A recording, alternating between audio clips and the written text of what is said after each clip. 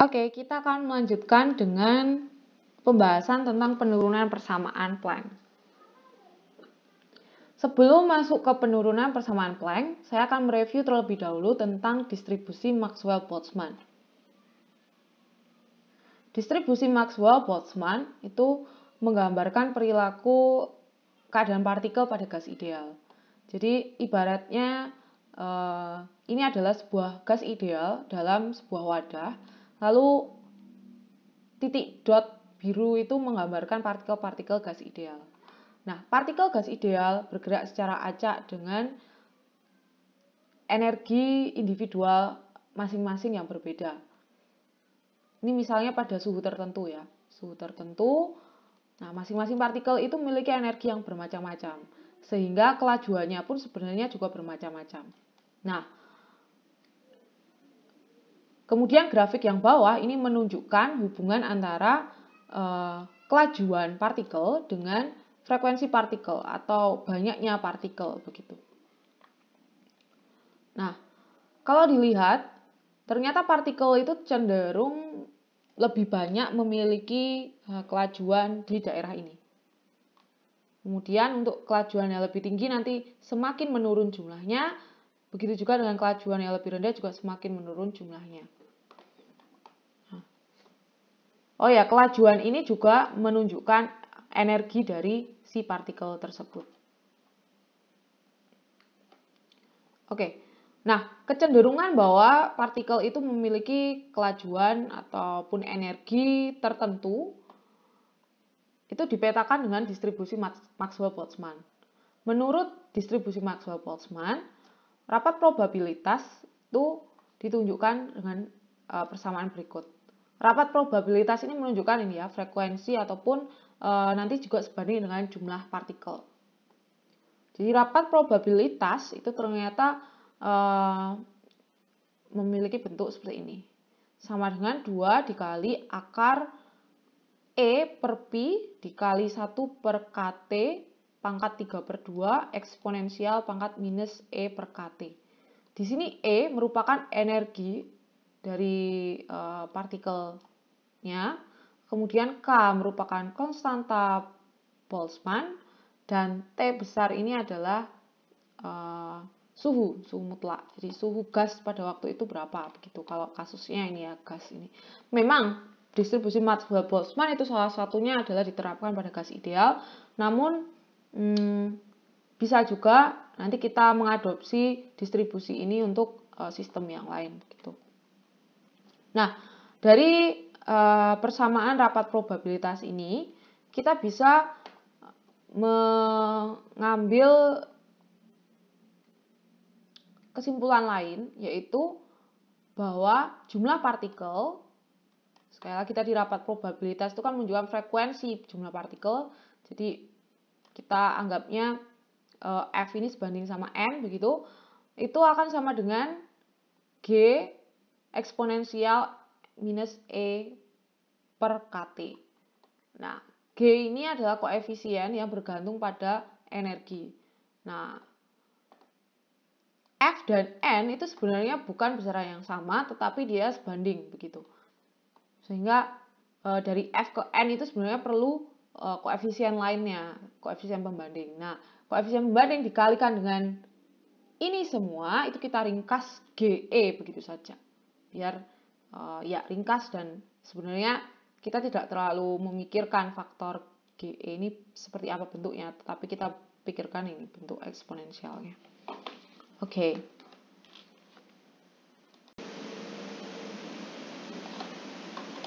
Nah, oke, kita lanjutkan. Ya, dari persamaan tadi yang berasal dari distribusi Maxwell-Boltzmann, kita bisa menentukan perbandingan jumlah partikel yang berada pada keadaan M dan N. Keadaan M itu maksudnya keadaan di mana energi partikelnya adalah EM, dan keadaan N itu berarti energinya EN begitu ya. Nah, jumlah partikel pada keadaan M itu sama dengan GM dikalikan eksponensial pangkat minus EM per KT. Sedangkan jumlah partikel pada keadaan N adalah Gn kali eksponensial min En per Kt. Sekali lagi, Em adalah energi pada keadaan M, En adalah energi pada keadaan N.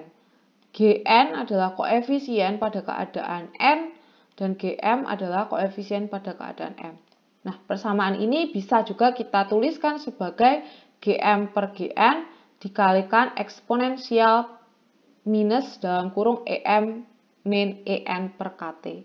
Jadi ini kan pangkatnya pembagian ya, pembagian berpangkat jadi seperti ini. Oke, nah sekarang kita akan coba tinjau transisi antara level energi E1 dan E0, di mana E1 ini lebih besar daripada E0. Jadi misalnya ada dua keadaan seperti ini, ada E0 dan E1. Nah, partikel itu bisa pindah dari E0 ke E1 dengan cara distimulasi misalnya dengan gelombang elektromagnetik. Sebaliknya, partikel di E1 bisa pindah ke E0 atau bertransisi ke E0 dengan cara distimulasi dengan gelombang elektromagnetik maupun secara spontan. Jadi kalau untuk perpindahan dari energi yang tinggi ke rendah itu bisa secara spontan tanpa distimulasi atau diinduksi oleh katakan gelombang elektromagnetik gitu. Kenapa begitu? Ya karena sistem di dunia ini kecenderungannya dia akan pergi ke arah energi yang lebih rendah. Jadi tanpa diapa-apakan pun bisa saja dia pindah dari E1 ke E0 karena dia ingin berada di level energi yang lebih rendah begitu. Nah, sekarang kita bahas terlebih dahulu transisi dari keadaan energi rendah ke tinggi atau juga disebut dengan absorpsi. Kenapa disebut absorpsi? Karena untuk pindah dari energi rendah ke tinggi itu partikel harus menyerap energi dari gelombang elektromagnetik atau nanti kita sebut dengan energi foton begitu.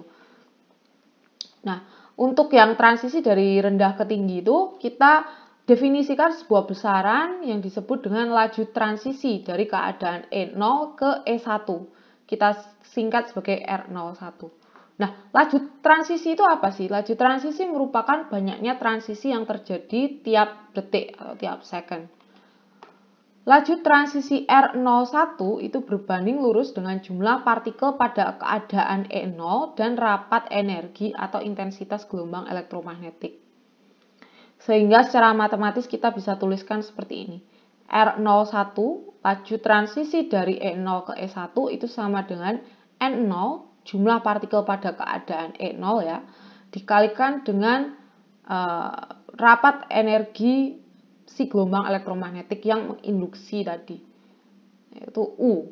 U di sini itu merupakan fungsi dari nu atau frekuensi dari gelombang elektromagnetik dan juga T besar ini adalah suhu.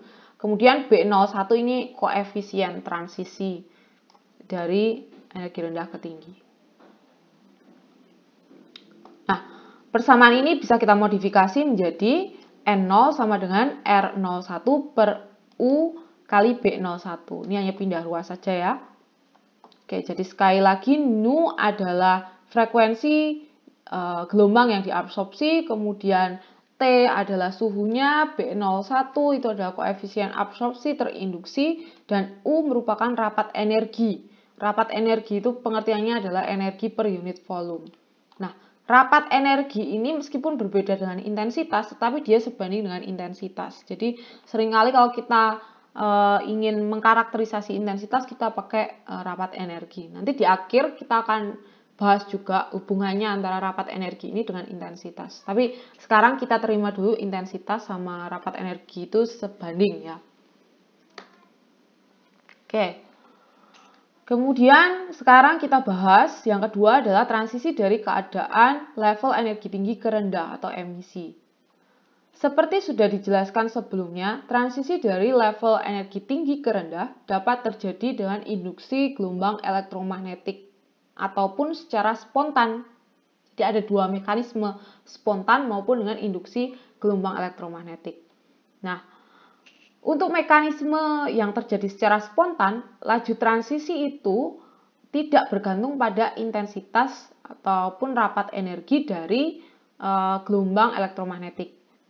Sedangkan yang terjadi dengan induksi gelombang elektromagnetik tentunya bergantung pada intensitas. Sehingga untuk laju transisi dari E1 ke E0 atau R10 itu bisa kita tuliskan sebagai N1 dikalikan A10 plus U dikalikan B10. Oke, di persamaan ini ada yang berbeda.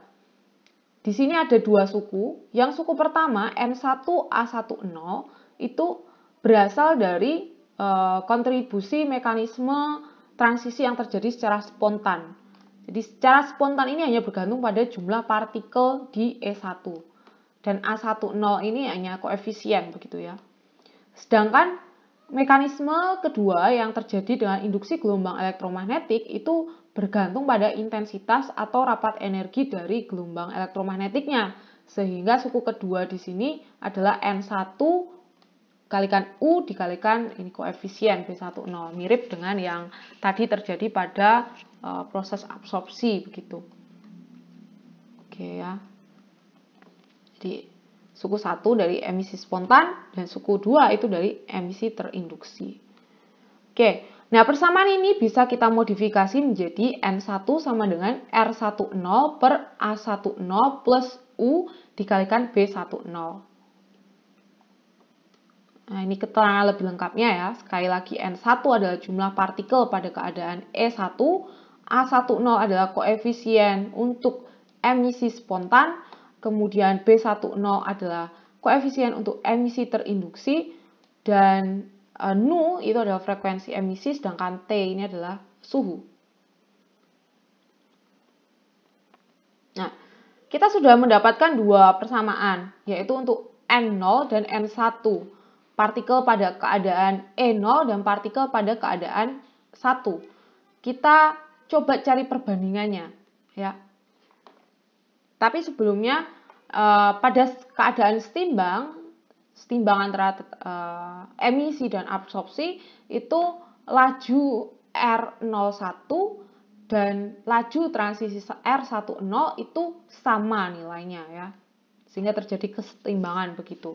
Nah, selanjutnya bisa kita hitung perbandingan jumlah partikel pada keadaan E0 dan E1. Dimana tinggal kita masukkan aja masing-masing persamaan yang sudah kita peroleh, kita bagikan begitu. Oke, ini kalau kita bagi, ingat tadi karena keadaan setimbang R01 dan R10 itu sama, jadi bisa kita coret ya.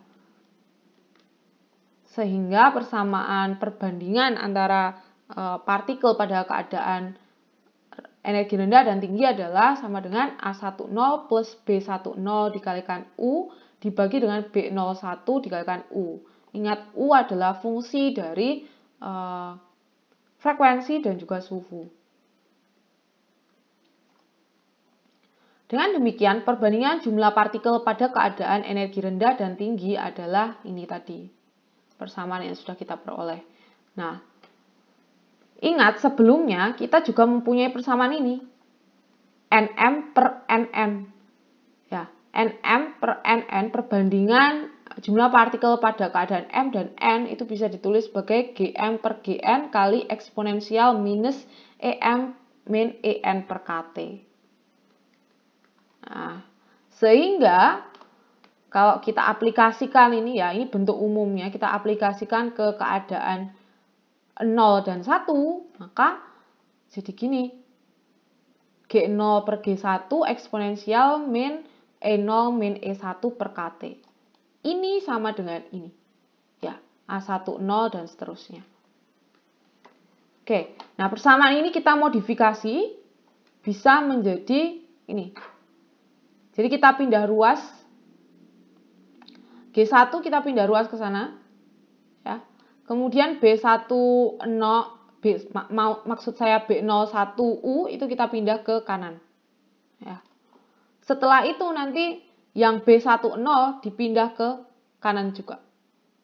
Sehingga bentuk akhirnya seperti ini. Nanti kalian coba sendiri di buku kalian masing-masing ya. Ini mudah, hanya pindah-pindah ruas saja.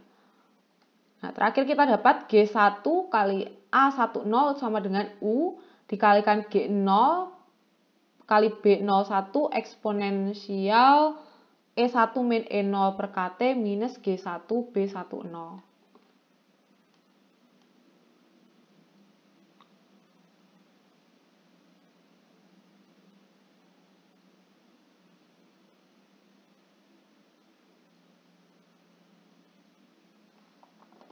Oke, di sini E0 dan E1 itu dibalik ya, jadi tanda minusnya hilang. Oke, nah kemudian kita gunakan matematika dari Taylor, bahwa eksponensial X itu bisa diekspansi atau dijabarkan jadi 1 plus X kuadrat per 2 faktorial dan seterusnya. Nah, kita akan manfaatkan ini untuk mengekspansikan ini, suku yang ini ya, eksponensial E1 min E0 per KT. Nah, itu bisa kita ekspansikan, kita ambil dua suku aja, jadi 1 plus X ya, di sini ya. X-nya kan ini, E1 min E0 per KT. Jadi, dapatlah bentuk ini. 1 plus E1 min E0 per KT. Oke. Nah, kenapa kita ambil dua suku? Ini kita pakai pendekatan pada energi yang, maksud saya pada suhu yang tinggi ya. Kalau suhunya tinggi nanti per T itu, kalau per T kuadrat dan seterusnya itu akan mendekati 0. Jadi kita ambil dua suku pun tidak masalah. Oke, lalu kita panggil lagi persamaan yang sudah kita peroleh sebelumnya tadi untuk G1A10 ya. Kemudian di bagian ini eksponensialnya itu kita ganti dengan hasil ekspansi dari Taylor, yaitu 1 plus E1 min E0 per KT. Jadi kita masukkan begitu saja. Nah, untuk pendekatan limit suhu yang tinggi, persamaan Rayleigh-Jeans itu masih berlaku. Persamaan Rayleigh-Jeans itu apa? Persamaan yang menyatakan distribusi energi atau rapat energi sebagai fungsi dari frekuensi ya. Itu seperti ini. 8pi nu pangkat 2 per C pangkat 3 KT. Nah, jadi untuk pendekatan ini nanti kita coba pakai pendekatannya Rayleigh-Jeans untuk menggantikan U yang di sini. Oke, sehingga kita peroleh G1A10 sama dengan ini dimasukkan, jadi 8pi nu kuadrat per C pangkat 3 kali KT dikalikan dengan semua suku yang ada di dalam kurung siku ya, G0, B01 dan seterusnya.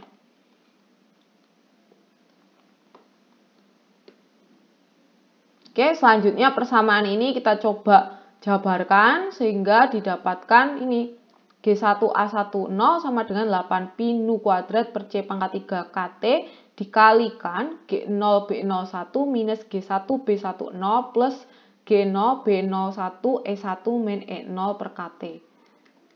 Nah, suku yang di sebelah kiri itu kalau kita lihat tidak ada fungsi suhu, tidak ada ketergantungan terhadap T besar. Sedangkan fungsi yang sebelah kanan itu bergantung pada suhu atau T. Sementara ini bergantung pada T karena ada faktor T di sini. Nah, ini tidak boleh jadi gitu, karena nanti sesuatu yang tidak bergantung pada suhu akan sama dengan sesuatu yang bergantung pada suhu. Itu kan tidak bisa secara fisik. Nah, makanya yang bergantung pada suhu ini, suku atau ruas sebelah kanan itu harus kita buat supaya dia tidak bergantung pada suhu atau tidak bergantung pada T besar gitu. Nah, gimana caranya? Pertama kita jabarkan dulu, ini semuanya kita jabarkan ya. Itu jadi ini dikalikan masuk satu-satu gitu, ketemulah ini. Oke. Kemudian bisa kita sederhanakan, yang bisa sederhanakan. Misalnya ini ada KT sama KT bisa hilang. Nah, sementara kalau ini hilang berarti suku yang ketiga ini sudah tidak ada faktor T lagi. Sudah tidak bergantung pada T. Sedangkan yang suku 1 dan suku kedua itu masih ada ketergantungan pada T. Nah, supaya ketergantungan terhadap T-nya hilang, maka kedua suku ini jumlahnya harus 0 ya.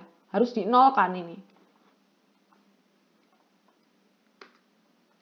Harus dinolkan. Jadi ini dikurangi ini harus sama dengan 0. Oke.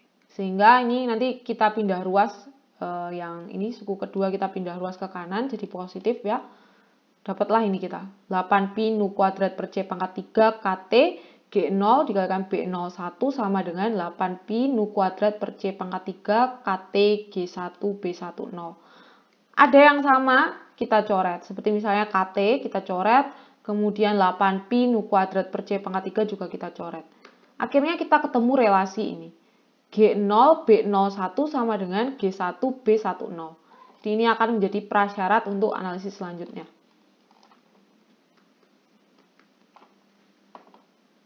Oke. Nah, ketika tadi persamaan yang ini ya, persamaan yang ini, kan suku yang ini dan ini sudah hilang, sudah sama dengan 0 kan. Jadi tinggal persamaannya tinggal menjadi G1A10 sama dengan 8pi nu kuadrat per c pangkat 3 G0 B01 kalikan E min E1. Maksud saya E1 min E0. Lalu kita juga dapat relasi tadi syarat bahwa G0 B01 harus sama dengan G1 B10. Nah, sehingga persamaan yang atas ini B01 itu B01 dikali G0 itu bisa saya ganti dengan G1 B10. Jadi seperti ini. Kemudian yang sama di kedua ruas yaitu G1 bisa kita coret. Sehingga ketemu A10 terus B10-nya saya pindah ruas ke sebelah kiri jadi per B10 sama dengan sisanya yaitu 8pi nu kuadrat per c pangkat 3 E1 min E0. Oke. Sebelumnya kita juga punya persamaan ini. G1A10 sama dengan U dan seterusnya ya. Itu sebelumnya di awal tadi. Di sebelum ini maksudnya. Nah, sehingga ini persamaan ini itu bisa saya modifikasi jadi ini. U sama dengan G1A10 per G0 B01 eksponensial E1 minus E0 per KT minus G1 B10.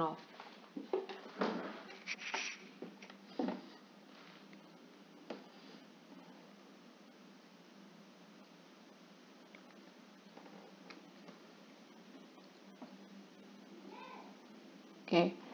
Lalu G0 B01 itu kita ganti pakai G1 B10 ya. Jadi di sini jadi G1 B10. Jadi karena ini berubah jadi G1 B10, di sini juga ada G1 B10, saya bisa ringkas. Ini saya tulis di depan kemudian dalam kurung eksponensial E1 min E0 per KT min 1.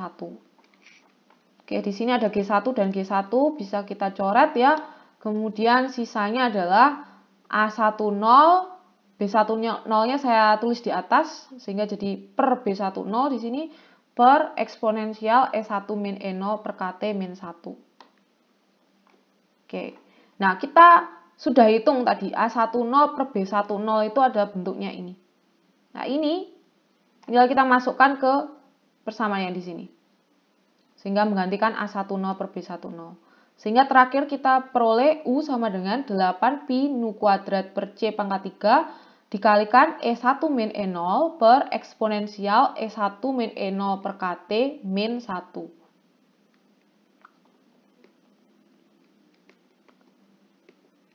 Ya, sampai di sini ya kita. Nah, sampai di sini, nanti sekarang kita akan mulai memperkenalkan teori kuanta. Dalam konsep kuanta, energi E itu sama dengan H dikalikan nu. H itu adalah konstanta Planck, kemudian nu itu adalah frekuensi dari gelombang elektromagnetik atau gelombang elektromagnetik itu kan foton ya. Jadi frekuensi foton begitu. Nah, kita memperkenalkan konsep bahwa energi itu terkuantisasi, bentuknya adalah ini, H kali Nu. Nah, kita masukkan konsep ini, E sama dengan H Nu, itu ke persamaan yang sebelumnya yang sudah kita dapat, yaitu ini bentuknya, persamaan sebelumnya ya. Kita masukkan sehingga kita peroleh 8pi Nu pangkat 2 per C pangkat 3 dikalikan H Nu, itu per E pangkat H Nu per KT min 1.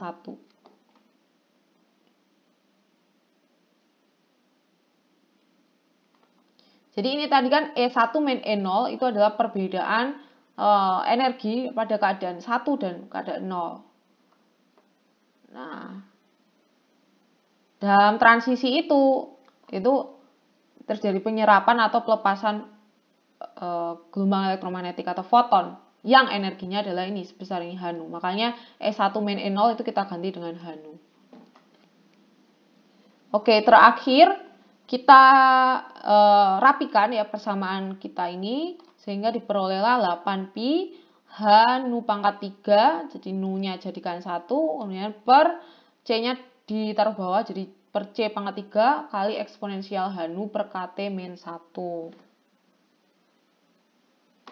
Oke, jadi kita perolehlah distribusi rapat energi sebagai fungsi dari frekuensi dengan memperkenalkan konsep kuantum di sini. Jadi ini sudah dalam ranah kuantum begitu. Nah, persamaan ini kan sebagai fungsi Nu atau frekuensi. Kita bisa juga mengubah persamaan ini menjadi fungsi panjang gelombang. Nah, begini. U sebagai fungsi panjang gelombang dikalikan D lambda itu akan sama dengan U sebagai fungsi frekuensi atau Nu dikali D Nu. Nah, sehingga sama saja nanti U dalam lambda itu sama dengan U dalam Nu dikalikan D Nu D lambda. Nah, hubungan Nu dan lambda atau frekuensi dengan panjang gelombang sendiri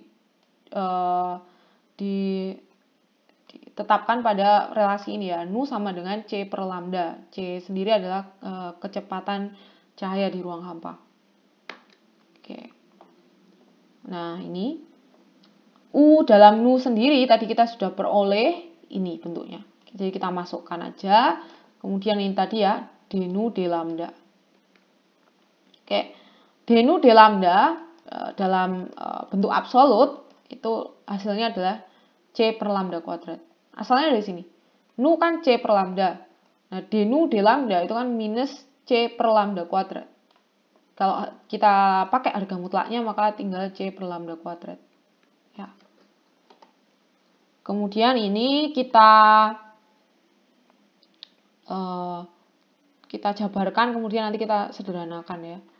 Di sini jadi 8pi H dikali C pangkat 3 per lambda pangkat 3 dan seterusnya. Kemudian kita lihat ternyata di pembilang ada C pangkat 3, di penyebut juga ada C pangkat 3 sehingga hilang.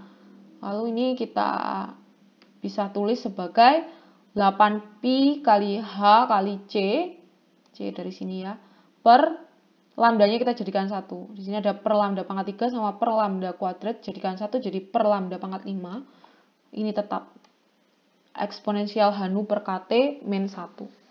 Nah, jadi inilah persamaan Planck dalam fungsi gelombang. Dalam fungsi panjang gelombang maksud saya. Sedangkan yang ini itu dalam fungsi frekuensi. Oke. Nah,